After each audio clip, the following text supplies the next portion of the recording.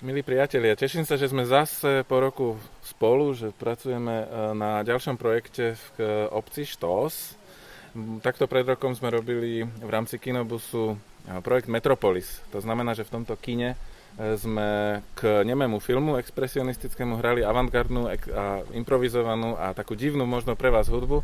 Mne sa páčilo, že ste veľmi sa z toho značením chopili a že to bolo na špičkovej úrovni, najmä čo sa týka nadšenia a toho výrazu, ktorý ste tomu dali.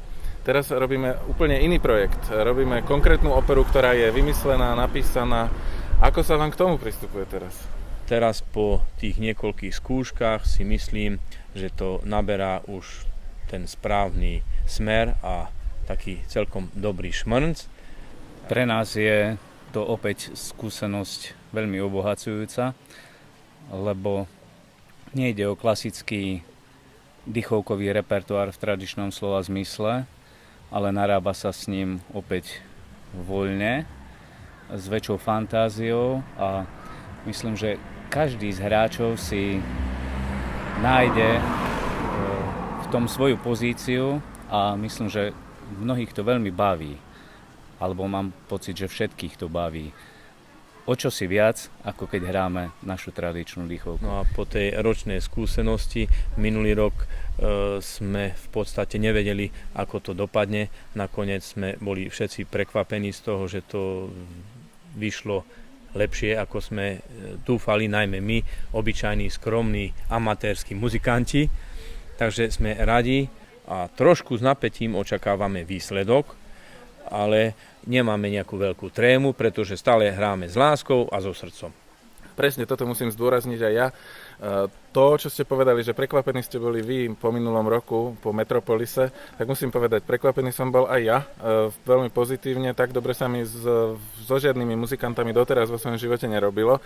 Naozaj, ako tu nejde o interpretačnú úroveň, tu nejde o súhru, tu nejde o ladenie, ale o to nadšenie, ktoré naozaj z vás vyžaruje a je veľmi, veľmi pozitívne. A ja som nebol len sám prekvapený, ale z reakcií kolegov po Slovensku, keď sme to zverejnili aj na YouTube, ukážky Metropolisu, tak boli fakt ako potešení. Viem konkrétne môj prvý učiteľ skladby, skladateľ Ladislav Burlas, to ma veľmi prekvapilo, pretože to je človek, ktorý píše vážnu hudbu, je to muzikolog, teoretik a uznal kvality tohto predstavenia, toho Metropolisu. Keď prišla ponuka na túto operu Kráľ duchov Štós, tak to je také dobrý postup, ako zobrať váš repertoár a niektoré z vašich vecí vycizelovať. A to sú drobnosti. Postavím sa pred vás a niektoré fakt presné nástupy, frázovanie, keď to zjednotíme, už to hneď má trošku vyššiu úroveň a snáď vám to aj niečo dá do budúcna, že keď tu nebudem zase nejaký rok, tak budete môcť cvičiť sami a niečo vám to aj dá technicky. Áno, toto môžem potvrdiť. Určite áno. Čiže tešíme sa.